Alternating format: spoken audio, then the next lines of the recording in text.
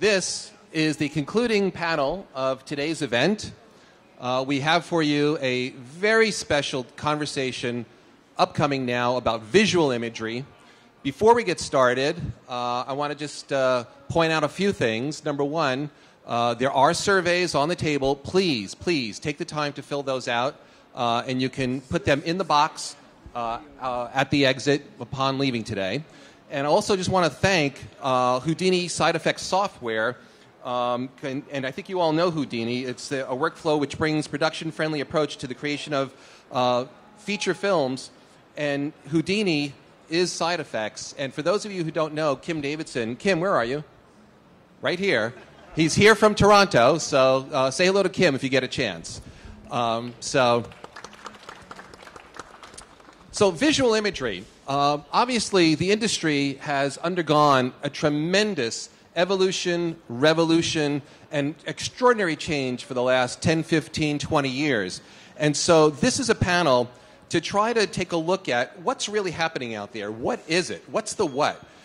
Recent award winners for visual effects, cinematography, production design, what do they do? What is in common? And what does one do versus what the other does? And oftentimes what happens in camera looks very different than the finished product.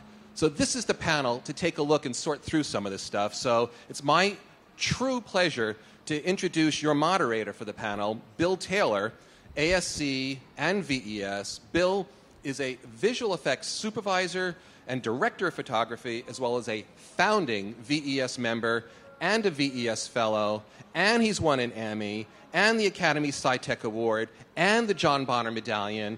And anything else, Bill, that you want to let us know that you've won? He's an amazing, amazing guy. If you haven't met Bill, after the conversation, go say hello. He's a really good guy. So please, warm welcome for Bill Taylor.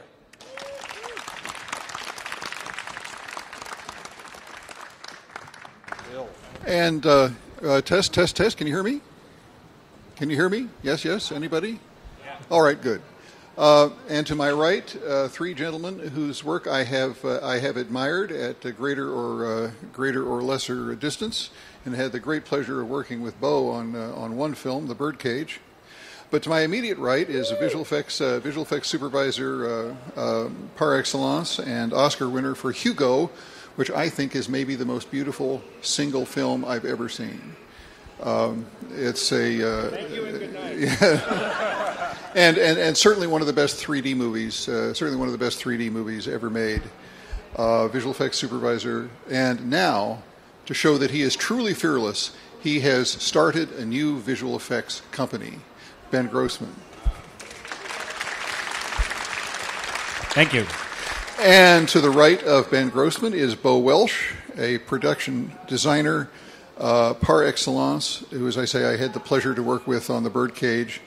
But he has a wide and varied resume, including all the Men in Black films, and he just doesn't let himself be categorized by that. Let's see what it says here. Yes, Thor, Land of the Lost, and Space Chimps, ladies and gentlemen. At least that's what it says in IMDb. Is that not true? If it isn't true, it should be. And on the end, one of the great cinematographers in the world, Beebe, who is, of course, won the Oscar for Memoirs of a Geisha, another ravishingly beautiful movie, and shot and won the Academy nomination for Star Trek Into Darkness just recently. And that's you. I beg your pardon. But there's plenty to go around. I beg your pardon. I'm obviously my cheat list is obviously wrong. No, it's not wrong. I just misread it. It's yes. His recent credits include Into the Woods, which is the Stephen Sondheim musical, which will be out in 2015. Edge of Tomorrow, which was just out, an amazing picture, and again a long and varied list of movies, including A Gangster Squad, 9, another gorgeous movie, and a rendition. So, Dion Beebe. Thank you. So, gentlemen, the The topic is deliberately vague to allow us the maximum swinging room here, and so I'd like to, and it's customary at events like this that we talk about our greatest hits. We talk about movies that were brilliantly planned, that were followed through flawlessly, and wound up with Academy Award-winning results on the screen. But instead, I'd like to touch upon, if you guys don't mind, of course, preferably films that did involve visual effects to some degree, but films that didn't work out quite the way they should have, and why you think that was. So, are you guys willing to venture into that sort of dangerous territory? That might be all of them. I was just going to say, has there ever been a movie that was brilliantly planned and flawlessly executed? Ever? But so sure, as long as we can name names, yeah, absolutely, and put responsibility on people's shoulders, we're happy to air dirty laundry here, I think. Absolutely. So I think typically in the scheme of things, or it has been the case at least, that the production designer of those of us sitting up here, the production designer is the first one on, perhaps. Maybe the cameraman. So talk about that first of all, guys. Is the production designer or the cameraman the first person hired usually? Production designer. Mm-hmm. Yeah. You started conversation, but generally I start first. But I as I sit around and I look out here, I mean, I think that's one of the things that's changing is, in an ideal world, I think everyone would start at the same time and finish sort of at the same time as... rather than me starting, then you start, then visual effects comes in, and I think in animation, it sort of is that way. It's one big flow. Yeah. No, I think that's a very good point, because oftentimes yes, there's a sort of preset sort of agenda where production designer starts, cinematographer starts at a later date. Then depending on visual effects supervisor coming in, but I do think when you're on a project that is a big visual effects laden film and has a lot of components, that the sooner I can get together with production designer, visual effects supervisor, and just plan the sort of look, particularly if you're starting to get into this sort of topic of sort of virtual cinematography, and which is the sort of term that we hear a bit of lately, but it's, and hopefully we'll touch on what that means today, but it just requires a lot of preparation to step into a virtual world, and that is a lot of preparation with production designer, visual effects team, because if that work hasn't been done, this term of sort of virtual cinematography is sort of not relevant, really. Well, it's kind of funny to look at the three of us in the traditional way that movies get made and say, like, you're responsible for what we're seeing, what it looks like, and you're responsible for how we see it, and I would be responsible for how we get it done. In a sense. But as filmmaking has changed over the years, and I kind of went into this dark hole of researching the way films got made in the early 1900s to date to see where it changed, because I've been kind of trying to tackle some of the problems that we have in visual effects with even just the business model. So it's like, where did we get off the tracks, so to speak? And visual effects used to be a department that executed the visual effects. And these days, all shots are visual effects in many cases, even if it's not a visual effects-driven movie. And it's because some of the traditional departments, one of the things that contributes to it is that as digital technology started transforming the way that we make movies,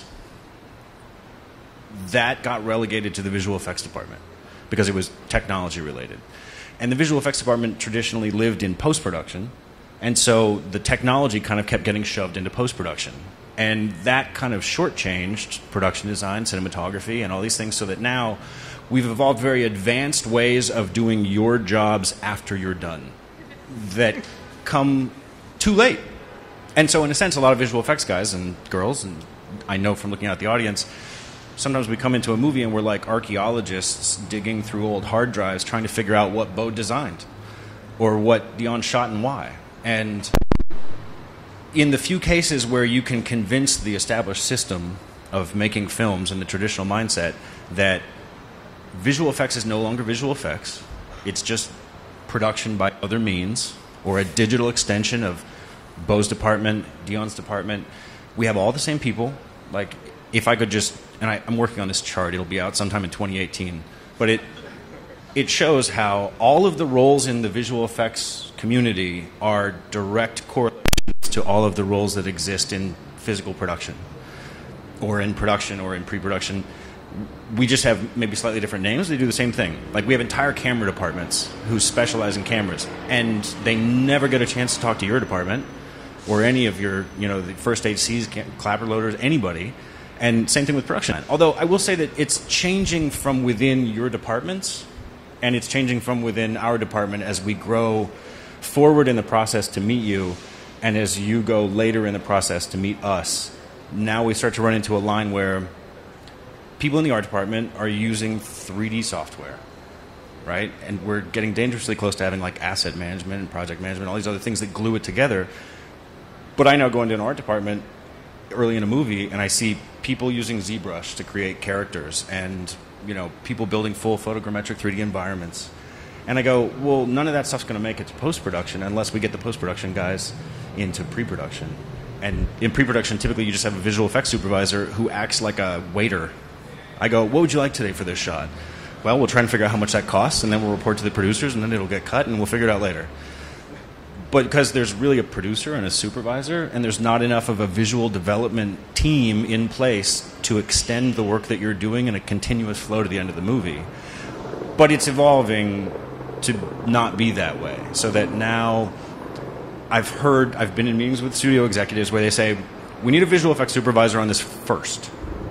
We're going to figure out how we shoot it, and we're going to figure out what it looks like after we figure out how it works, so that we know that we can, execute this movie and greenlight it. Yeah, I agree, and that collaboration, and certainly you're sort of talking about stuff that hasn't worked in the past, and I've certainly experienced a lot of frustration with visual effects supervisors on movies where I feel like it is that. I'm not feeling like there is a sort of an open conversation about it. All just becomes a sort of a broken down into a sort of certain methodology, and you don't. I've certainly in the past, had good and bad experiences about, trying to solve problems about how to achieve something visually. And of course, you're always up against a budget. So you're sitting in meetings and you're going, okay, well, we'll just cut this part of the script, this, and that, and strip it down to the bare essentials. Then turn to the visual effects supervisor and say, well, that must have saved us something. And it'll be like, oh no, well, that was already an asset. We had that already. So really, I don't know, we've saved about $10,000. Trying to cut $1 million. So it can become the sort of double talk where, you don't feel like you're both trying to achieve the same thing. You're trying to get to the same thing, and somehow, look, I'm not trying to take your budget away from you, but somehow together we need to sort out how we get there. So there's an interesting cause to that I think we as a community are responsible for. And certainly we evolved into this position from pressure above and below and to the right and left, but it's the way that we budget things is not very transparent. Like, I just go, shot 102, Apple take 4, $60,000. Well, what does that mean? Like, what does that represent? It's hard to translate that, and then you go like, okay, well, we're going to cut that shot. Okay, well, you only saved $30,000. But like, I haven't even done anything yet. And it's because when technology first came out and transformed the visual effects industry, we started black boxing stuff because we had so much capital expenditure. We were buying supercomputers and crazy equipment and custom building all this stuff. Studio would never pay for it, so the traditional model of a studio saying, well, we have all the tools that the production designer needs, and we're going to rent all the tools that the cinematographer needs. But those visual effects guys are in their own world because they got millions of dollars worth of crap that we don't even understand. So you guys figure it out, give me a bottom line price. So then we evolved into this, I'm not going to say flat bid, but something akin to that, where we tried to compartmentalize things by shot, by sequence. And it makes it really hard to unravel that mess when you're trying to figure out where to save things. Now, the scenario exists where you could manage visual effects exactly the way you manage your department, and you're responsible for your budget, and we could do the exact same thing. Like, everybody else in the industry works in a transparent accounting cost-plus way. So if the producer wants to know how much this set costs to build and he decides that he thinks that that's bogus, he can drill into the budget and say, oh, I'm spending $3.50 per 2x4 and get granular costs on that. And he can do it quickly. If you want to trim something out of a visual effects budget, you go like, how much did I save by this? And I go, I'll get back to you in 2 weeks. Because I got to go talk to a producer, a coordinator, a comp soup, a CG soup, a lighter, blah, blah, blah, blah, blah. And it becomes a mess. By the way, in real set construction, when you throw away something, you only recoup half of what you budgeted also. It's a weird phenomenon. Yeah. Now, Bo, you've had the unique experience among us, and that is that you've directed several films. One. One that was worth several. Yeah, the Cat in the Hat, a delightful movie. Talk about your experience in that as a director and as a first-time director. Oh God, that was hard. But I've done it. I've done this long enough to. I sort of knew what I was doing, and we had a great visual effects group. The late Rhythm and Hughes, and it was pure fun for me. It was just purely fun because I was freed up to just think, design, and I had a really great team on that. So had a dream team. Oh my God! Lebesky, yeah. Director of photography, and Alex McDowell. Alex, so I know how to pick them too. So it was really fun, and except for the star. Except for he was a handful. Except for Mike Myers. Yeah. He's not here, is he? But no, that was good. That was a fun experience, and I'm being kind of vague about it, but I didn't think you'd ask me about it, but. I don't think calling out the actor was vague. I think you were pretty specific. You just went right and through actually, it was the whole thing was dreamy. The shooting, where it got hairy was in post, and it was because we finished shooting, and he was at the peak of his power. He came in and he saw a rough cut. He said, "This is the best rough cut of a movie that I've ever been on." That I've ever seen. And we thought, oh my God, we dodged a bullet, and we put it together, and now all we got to do is finish it. And like 2 weeks later, he came in and to help recut it, and piece by piece he sort of disintegrated, deconstructed, took out supporting stuff, and I was helpless and had no so there's so he kind of heard it in post, but but I digress. By all means, please digress. Yeah.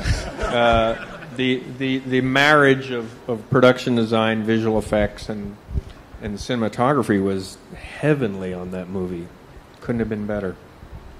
And do you recall in what order they came on, or that you brought them on?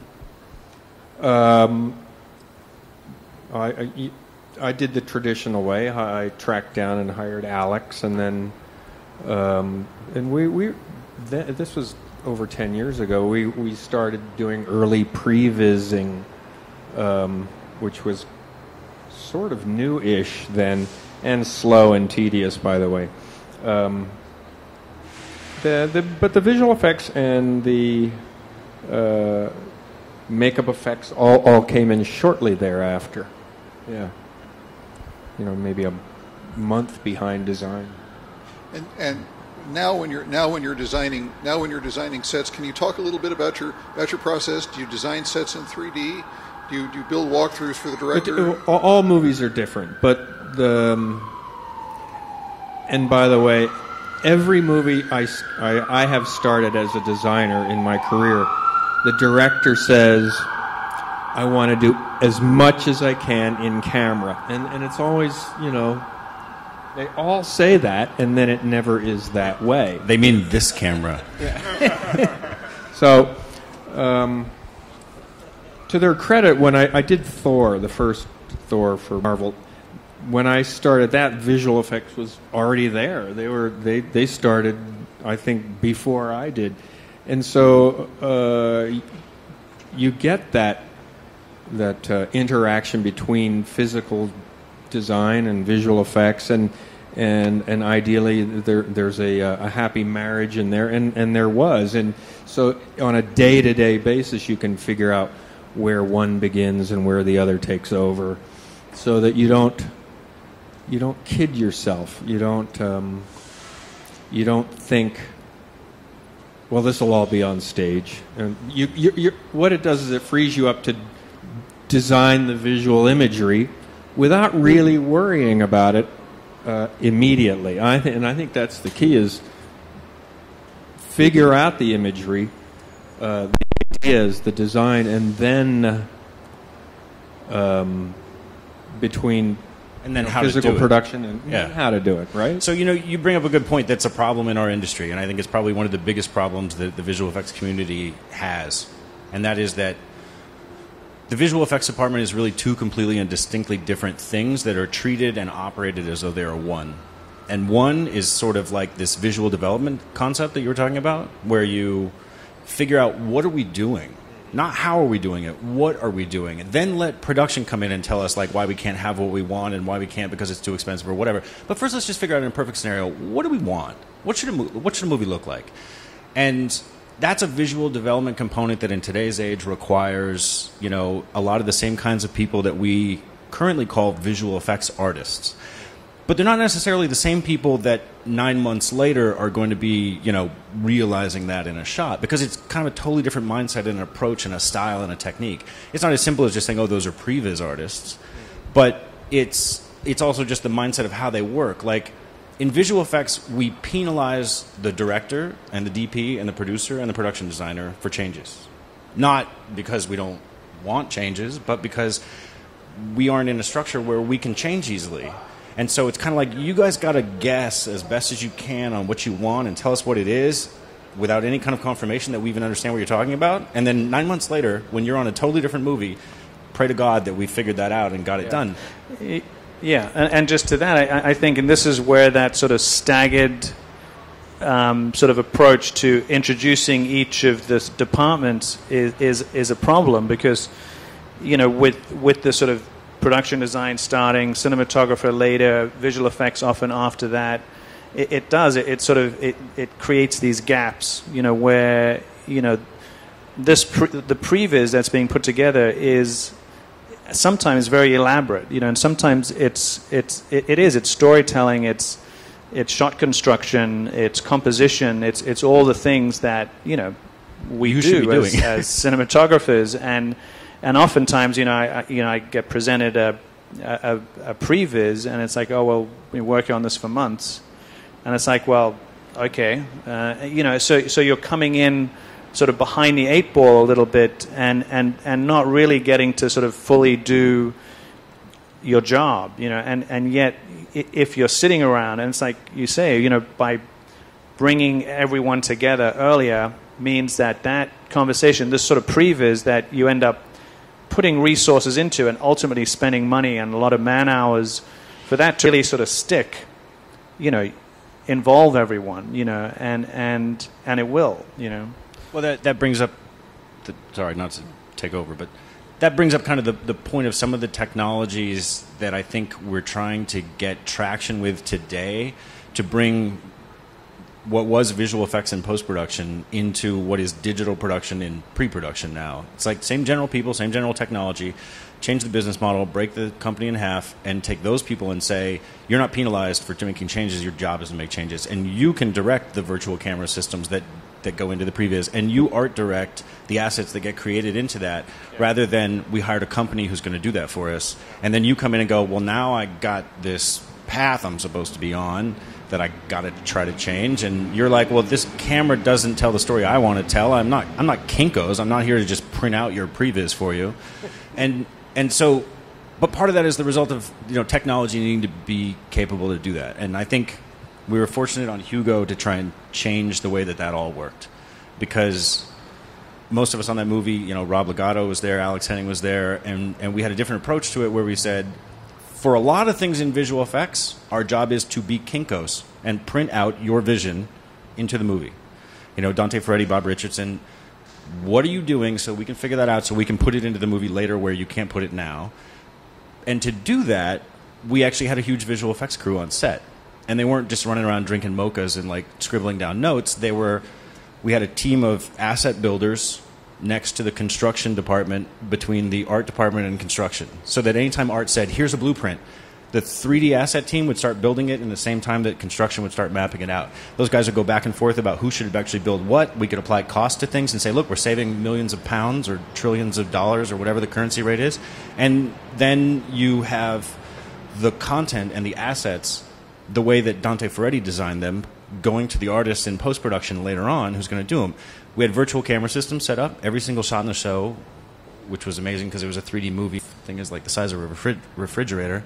We had virtual camera systems set up so that all of those all-CG shots could be directed by Rob Legato as second unit director virtually, or if Bob wanted to put his hands on the controls, you got wheels, you got tripod, you got all the traditional mechanics of what you would expect as a camera operator or as a DP to direct the CG work. And it wasn't a situation where we were like, okay, now in post-production, we're going to have a bunch of dudes you've never even heard of or seen who never went to school for this, animating cameras so that you can look at it later and be like, well, what the hell is that? So putting all of those tools and using technology like virtual camera systems, simulcam, real-time asset systems, and all that kind of jazz allows us to break the visual effects department up into more manageable chunks, one of which operates more in real time, integrated with production, in pre-production, and one of which does sort of act like, now we're going to fill this all in volume at maximum quality. Let me guess, that must have been really cheap. Super cheap. Well, no, it's a good point because, we had to fight for that. The producers immediately were like, what the hell are you thinking? You get a producer, a coordinator, and a supervisor. And it's like, well, you're going to spend $60,000 or $100,000 or $500,000 now, and you're going to save two things later. One, your movie isn't going to be a mystery in post-production. You saw it while you shot it, so we don't have to fix it. When Marty or Bob or anybody was framing a shot, you saw the Eiffel Tower, you knew where the moon was, so the footage was right. And so you're saving time in the schedule because the worst way to direct a shot is with 3 weeks in between takes over the course of 8 months. And that's how visual effects is. I give you a version, and then you give me notes, and then 3 weeks later I give you another version, and then you give me more notes because you forgot the notes that you gave last time because you were on vacation or you did something else or you're on another movie, and that process just takes forever. But when you do it on the day, you're like, that's the shot. And I'm moving on, and I'm committed to it, and now it's in the edit automatically and all that stuff. So, yeah, you're spending dough up front, but you're taking it out of the cost of the executing the visual effects and the schedule. We've done previews before where the director and the cinematographer and everybody said, yeah, that's the previs. That's what it's going to be. So then the visual effects guys go, okay, well, we're going to bid exactly how much this costs. And then you get squeezed, and the producers are like, it needs to be cheaper. So you're like, well, if it's going to be exactly like this, then we can do it like that. And then immediately the first thing that happens as soon as you're done shooting the movie is, okay, throw the previs out, because now here's what we're doing. And then you're like, oh. Dion, would you talk about your experience on Edge of Tomorrow? Very heavy, very visual effects heavy film. Yeah, it was one of those sort of, again, those examples of the director saying, I want everything to be in camera. It's except we've got aliens running around eating people, and we can't do that in camera. So they're sort of, you're sort of balancing out, the sort of want and the sort of need to be in a real world, and to sort of a tangible world that actors can interact with and things you can touch. And this is something, working with someone like Tom Cruise, who very much sort of demands that. He's very much about the sort of physical action, the sort of stunt work, and so so we wanted to create a world that was very tangible, was very interactive, and it was also a project we decided to shoot on film. So we were shooting anamorphic 35mm, and we went down this path of of trying the sort of simulcam, and we set up, which was our one sort of location, which was a sort of Paris in the sort of Tuileries Gardens, and so we knew the geography. So we had a world that we could map, and we could create and simulate to do the sort of real time compositing in a way. You can point the camera and frame elements of Paris into your shot, and it's incredibly useful. I mean, it's you see, you can compose, and this is really the sort of strength and exciting part about the sort of virtual sort of cinematography, is that when you have the time and you know what that world is, that you can construct something that is not going to change, so that I can frame for something and know it's going to be there in post, as opposed to having this really odd frame with a lot of headroom, and because there's a building now, it's just sky, and it's so there's a bit of sort of faith put in that process. But with Edge of Tomorrow, we sort of hit this. We went down this path, but when we got to shooting the sequence, we were shooting 35mm film. We were coming off a shitty sort of video tap into a standard def monitor, and then all the sort of high-end computer imagery fed in, and what we had was an image you just couldn't even look at. I mean, because it was so shitty, and the image was falling apart, and you're like, you just couldn't. It just wasn't useful anymore. So that was a sort of example of the sort of the technology hitting a bit of a wall, because we were basically not compatible with one another. So that film essentially really took a more, a sort of old school approach, in a way that we were just having to map what we were doing with cameras. We were having to walk around with balls on a stick, and and those were probably the visual effects supervisor's balls. There was some. There's nothing more satisfying for a cinematographer than seeing a visual effects supervisor in a green suit running around with a ball. I think that's what we sort of ultimately sort of strive towards in any movie, is see how many visual effects people we can put in, green leotards. But that really was the approach on that movie. We had to just run around, physically run around sets, and because we made that decision to build all our sets, they were sort of physical sets as well. So how do you think the movie turned out relative to what you thought it was going to be when you walked off set on the last day of the shoot? Like, did you look at shots and go, well, that's completely different, or if I had known they were going to do that, I would have done this? Like, how did that?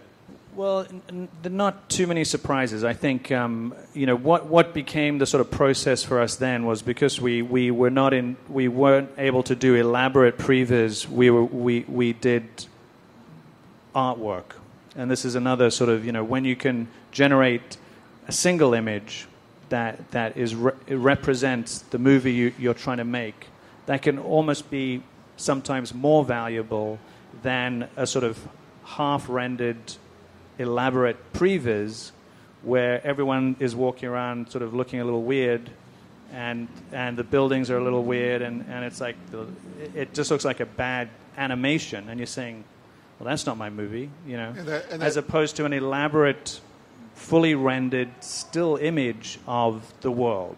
Suddenly you can talk mood, you can talk light, that often I've found to be more valuable as a way to communicate with production designer, with visual effects, with my crew. It's like, this is the world we're trying to create, and you just get that visual imprint of the mood, the atmosphere, the tone, and sometimes you don't need anything more than that. Well, and there's a simplicity to creating that. And that, it's like but 20 people can't work on that one frame. But that does presuppose that the artist who's drawn that actually draws what the camera sees, or draws what the camera can see, which is not always a given. And it's something that needs to be is certainly when I've done it with production designers and the visual artists who are working with the production designer, a lot of the discussion is the physical, is the framing, it's the lighting, it's actually sort of trying to fully render a frame that represents the tone of the film, and fully realize it. And so there's a lot of hours spent on that single frame that it's never going to make sense to try and do a sequence like that. But what that single image does is it anchors you tonally in terms of what you're trying to achieve. And tonally and emotionally, in the correct emotional tone, as well as the correct artistic tone. Yes, exactly. Yeah, which is often entirely missing from simulcam blocky renderings. Well, and I think that's ultimately what we're all trying to get to. We're all trying to reach that same destination. We're trying to sort of create an image that has an emotional sort of resonance, that has an impact on the story. And you just really, what we're trying to do is find ways of doing that together, of strengthening that, If I can just take a moment here for an unabashed plug for the Visual Effects Society Handbook. In the online version of the Visual Effects Society Handbook is an amazing chapter. In the online version of the Visual Effects Society Handbook is a wonderful chapter called "Drawing What the Camera Sees," which details the Harold Michelson method of doing correct geometric projection in correct lens angles and and sizes. Drawing what the camera sees, worth its weight in gold. So I wonder if concept art and key art is critical to the creative process, and I think that one of the things that I think we're discovering about this process that we're talking about, bringing visual effects out of post-production and into pre-production and making the teams more coherent and unified and glued together, is actually very similar to what's happening in animation. Like, animation movies are done that way natively, by default. There's not any separation between production and post-production and all that kind of jazz. And if you look at the Pixar approach and you look at DreamWorks or any of these guys and you see how they do things, key frames of the film are done for every single scene. Lighting, texture, tone, character studies, all that kind of stuff is done as a natural part of the process. And so it's easier for them in a sense because what one might argue is visual effects technology and what one might say is production design technology or cinematography technology are exactly the same thing in that environment. Whereas in physical production or live action cinema, or a cinema that's got a lot of live action and a bunch of visual effects junk or art, is tougher because different language, different tool set, and different time in the schedule when those things actually happen. So that's the main thing is that time. Yeah. So in a sense, if we were to almost adopt more of an animation movie style of creating these things, those keyframes and art frames would naturally segue into when you're lighting a set, you're lighting the physical objects, and then you pick up a magic wand and you look at a video wall and you can light the virtual set as an extension of your physical set, and you will have designed that set at the same time and with the same people who designed your physical sets. It's just instead of the construction team building them, a digital construction team built those ones, and now you're seeing everything in Unity and you're making creative decisions all at the same time. And I think the context, the thing that's great about key art is that you can judge everything in it at once. And the problem with visual effects is that you can only judge what you can see when you see it. And then everyone just starts to try to add on to it later. So if the technology exists, and it does, but it needs to be refined and polished, and it actually has to be battle tested because it's been a rocky start to virtual cameras. It's been a rocky start to real-time previs systems on set. Like, there's a lot of people in the audience I recognize who have done it. They built those systems. They shot a whole movie that way. And at the beginning, I'm looking at you guys. At the beginning, they were like, oh, this is a total nightmare. By the end, they're like, okay, it works. We can get it set up in 2 minutes, and we can do what we need to do. I was in a meeting with guys who did World of Warcraft, and they were just like, at the beginning, we were like, shoot me in the head, this is a pain in the ass. By the end of it, we were like, no, this is how we're making the movie now, because it makes perfect sense. Like, we got digital characters in digital environments with real characters and partial set builds, but it all just works when you're looking at it through the camera. And that's kind of the new let's get it all in camera. The new let's get it all in camera is not let's make it all real on the day. It's let's just get it all in camera when we're shooting it. And we'll up-res or we'll improve the quality of certain items and objects later on in post. But get all the creativity in one unified vision at the same time. And once we get that technology polished up and pushed out, there's a lot of examples, unfortunately, that are hindering that, I think. Like World War Z is kind of a famous tough start to a movie. Talk about that. Why? Because I don't think everyone knows. Well, World War Z, if you haven't seen it, is like, you know, a very unique interpretation of zombies, right? It's got a different style and a different thing. And I was fortunate to... Bob Richardson worked on that after he worked on Hugo, so I was fortunate to get a continuation of the earfuls I was getting on Hugo about visual effects on his next movie.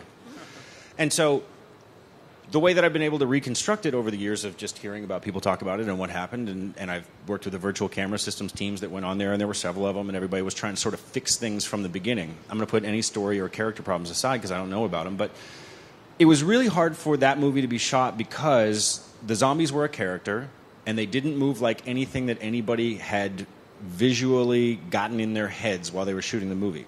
So Bob Richardson's frustration as a cinematographer was, I'm sitting on my crane, I'm on the top of a hill, and what the fuck am I shooting? Like, somebody tell me what I'm shooting. Where are the zombies? Where are the people? What? Well, there's a guy in a suit running around. It's like, yeah, but he doesn't move like a zombie. He's moving at, somebody told me it's supposed to be moving 4 times the speed.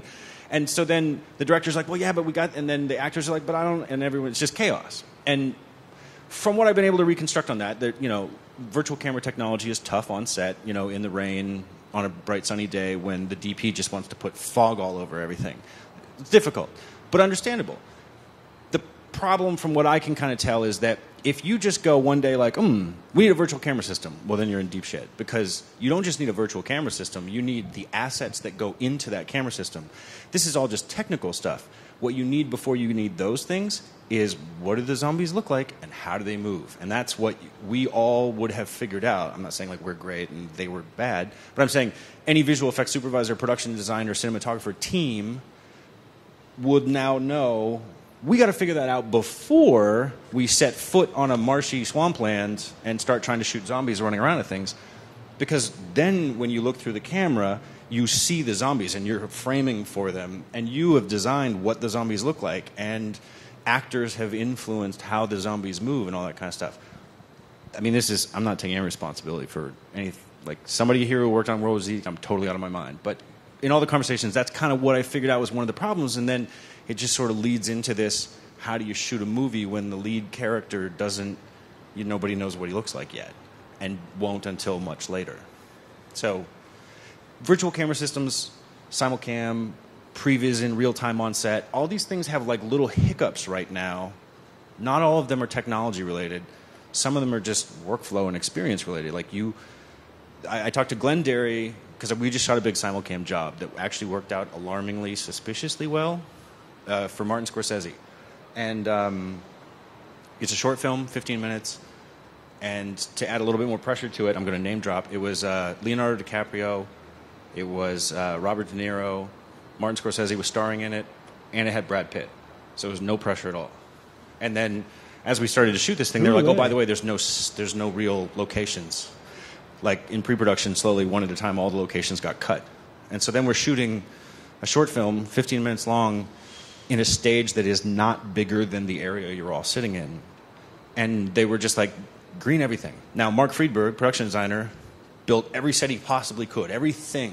Sometimes it was like we had a whole long production meeting, and what we ended up with was an ashtray and a podium and a pot of flowers, because that's just kind of how it ended up out of necessity.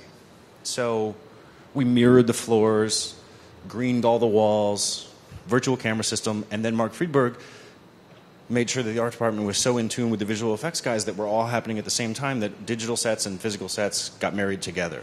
So that when we set foot on the day and Marty goes, well, where are we? You can say, here, hold this iPad.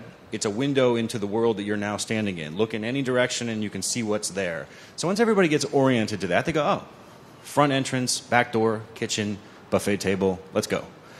And shot, a vast majority of this short, which we're still posting, with virtual camera systems. Glenn Derry was setting up all the simulcam systems for us on the time, and I forget why I started to tell this story, but he was kind of explaining the problems with simulcams. Oh, and he said the big thing for him was that he's like, it's really simple.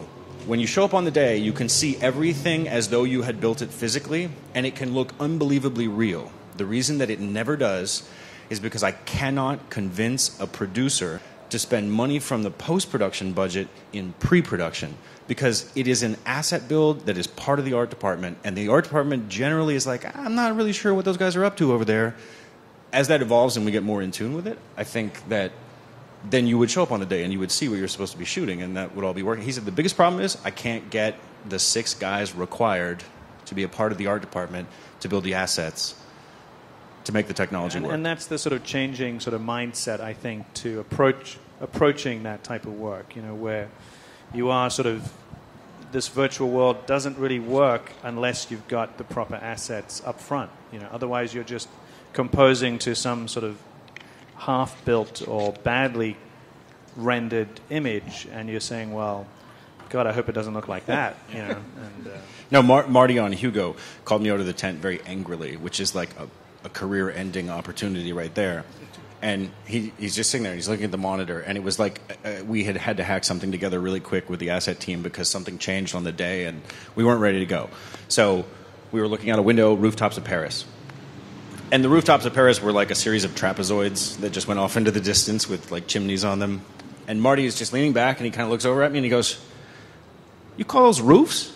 And I said, "Well, I call them rectangles and triangles right now, but they'll be beautiful roofs someday, I promise."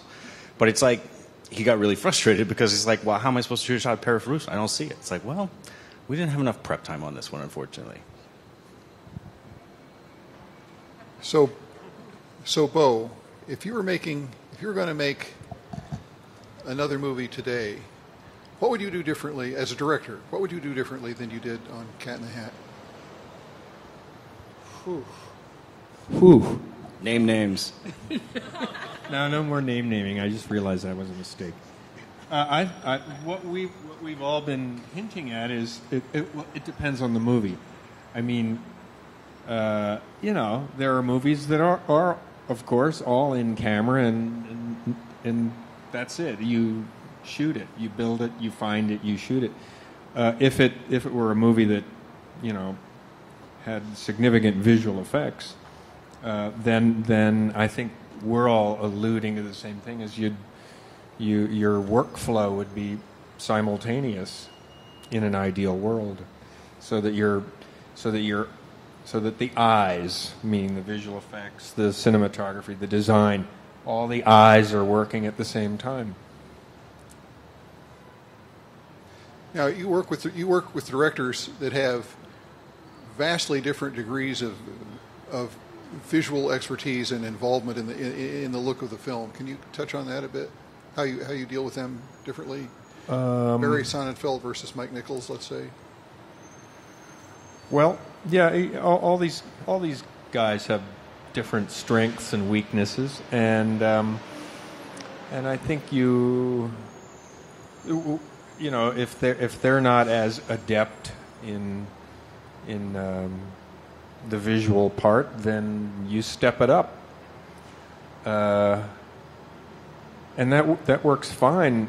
And then there are people who like I did 3 Tim Burton movies in the pre-digital era, and now I'm trying to look through his lens. I mean, you're always trying to look through their eyes. Some people are more adept at communicating that than others. So. Have you found that this technology is useful for communicating with directors? Which technology? Well, any technology, set rendering, 3D set rendering, 3D walkthroughs, that kind of thing. Oh, yeah. Electroshock therapy. Yeah. That's the most useful one. Yes. The one thing that I've observed though is, when I started doing this, I mean, we would draw things and make physical models and show them and sell them and then build them, shoot them, and now what happens is we build 3D assets and do digital models and paintings and you get into the headache of excessive versionitis, where everyone knows with a few key hits. Right. Let's see what it looks like with that change, and you end up endlessly, tweaking things until you're sick of it. There needs to be a Snapchat for shot review. Yeah. You have 10 seconds to comment before it disappears. And especially in pre-production when once you start shooting and once you're in post and you have a release date, then it's different. But in pre-production, let's take a look at this now, in purple or twice this size, or being able to do it faster and you're more facile, but you get versionitis, and it starts to drive you insane. How many versions? Just context. How many versions do you think is like, okay, that was too many versions? Because you're going to outdo me. Oh, I don't know. Let's say you have a It's not a contest. There's no winner. No, 100. 3? 100 is a formidable, 100 where if you put them up on a wall, you'd say they're all the same. Yeah. Yeah, they look like pages from a flip book. Yeah. With the lighthouse slowly moving across the frame. The quality goes. Gentlemen, we just have a few minutes left, and I'd like to open it to questions from the audience. There are microphones, I believe, ready to fly into your. You can just yell. Immediate protect, or you could just yell. Bo, what role would you like to see a production designer play in the post-production process? Oh, well, I'm familiar with that because, you get dumped at the end of production, and then invariably stuff comes up, right? That, things change in the editing process, or visual effects. When it's a separate entity down the road, they've cooked up something that the director calls you up and says, "Is this fit right? Is this good? Is this anything? How's this? Is this anything like what you had?" And so ideally you'd be dragged into post, but again it boils down to money. They don't want to pay, and I've gone down the road in post deep for free, just out of friendship and loyalty. I think we all have. Yeah, I think we all have. and out of self-preservation. So ideally, you would. That's why everyone should start and finish at the same time. It's just, quite it's honestly. just recently that producers are beginning to see the wisdom of the director of photography participating in the DI session grudgingly. Oh my God! Don't get me started. Well, at the same time, that is like, it's ridiculous. The fact that the DI is somehow being separated as a part of the process for the cinematographer when it's key. This is you're manipulating the image. Particularly now we're shooting digital. We're collecting data. This is data and more data. And what we can do with that data is endless, So not to see that through. And for me, it's a deal breaker. I won't do a film unless I'm in the DI suite and I'm paid to be there, because when someone pays for something, they take it a little more seriously, Yes. Funnily enough. But it's just sort of, that for me, that it's not separate. It can't be separate.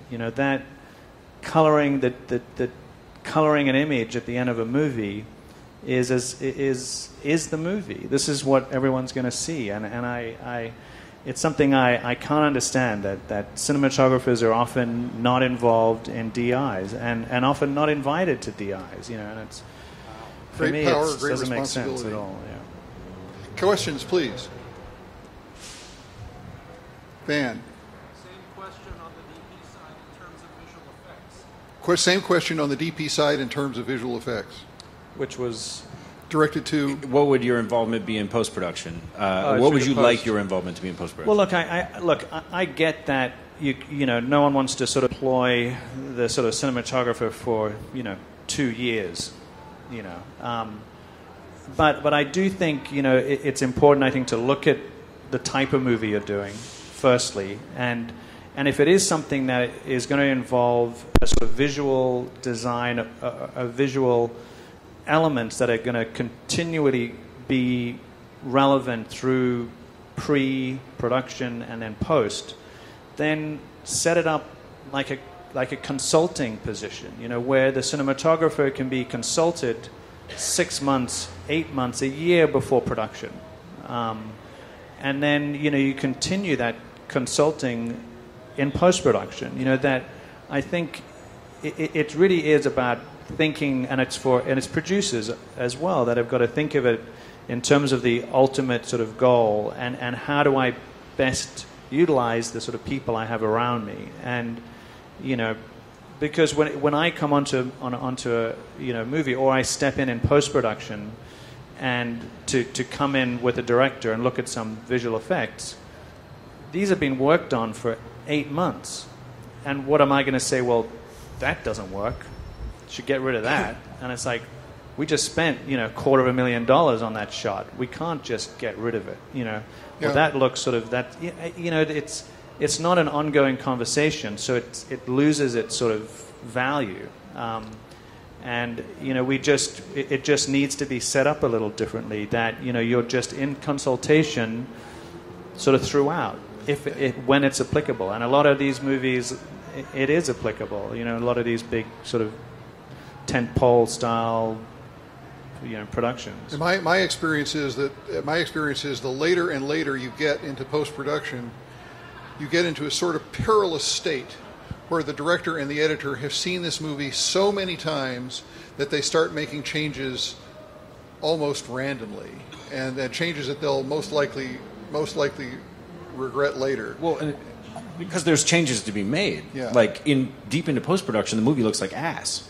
Like, normally speaking, I mean, with the exception of many beautiful films that you've done, but like when you get into when you get deep into post-production, I know, because like we look at it, we all do, and it's just like, oh my god, how are we going to make sense of this? I can't even tell what's going on in that shot anymore because it's got some visual effects junk in it that's not working. And then the director, that's a good time to test audience it. Right, exactly. It's like, let's put this in front of the general population. Lunatic thing. But the director, and this is a dangerous thing that we all know, like the director is going to immediately try to change it because he doesn't know that that's going to get there. But you're like, no, I know that that's going to get there, but don't change it because of this. And because you change it, now I got to figure out how to get that done, and then I never get that done by the time the movie comes out. And so I guess that's why it's like solving all of these problems is pulling all of those creative, questions closer to the moment of inception, so that everybody does them right away. And then it's like, okay, now we wait 8 months for our movie. It's like post-conversion in 3D. It's like that would require a script. Very often there isn't one.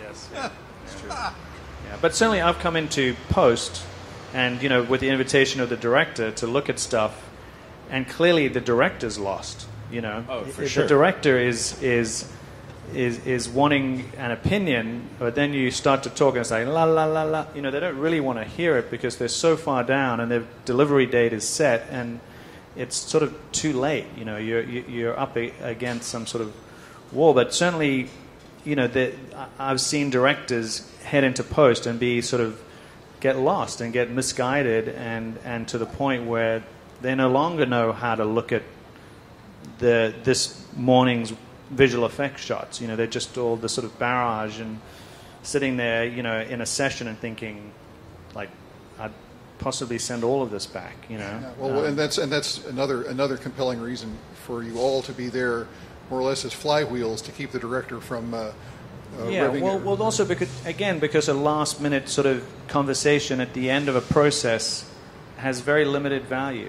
Because you can just say, well, most of the time you feel the pressure to say, oh, look, it's fine, it's great. Exactly. That's the most important thing you can do. Is like, don't kill yourself or kill anyone else, because it's all going to be fine. We have time for one more question.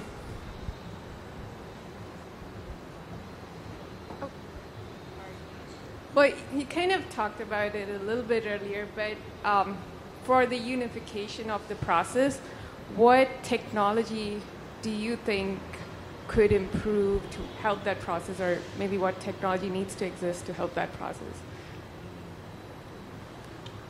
I think it's all available. It's just, I think it's, as you're sort of saying, it's some of it's about understanding how best to apply it, how best to use it.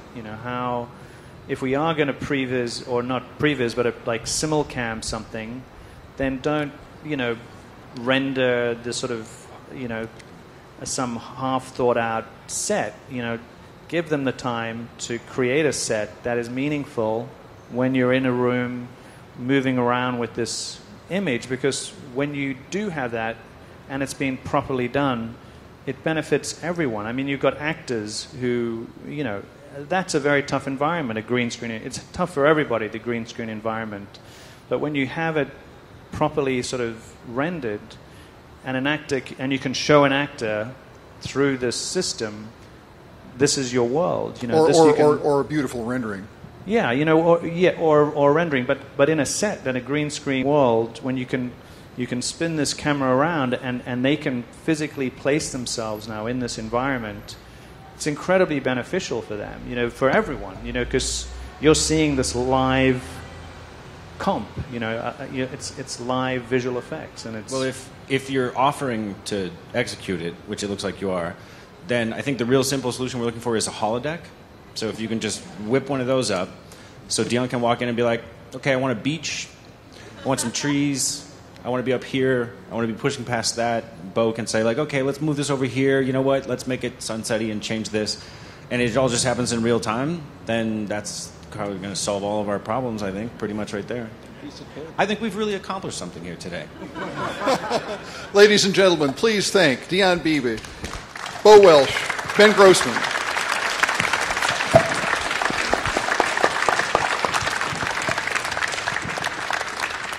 Thank you all. Am I live? Can you hear me? There you go. Thank you all. Great job. Thank you, Bill Taylor.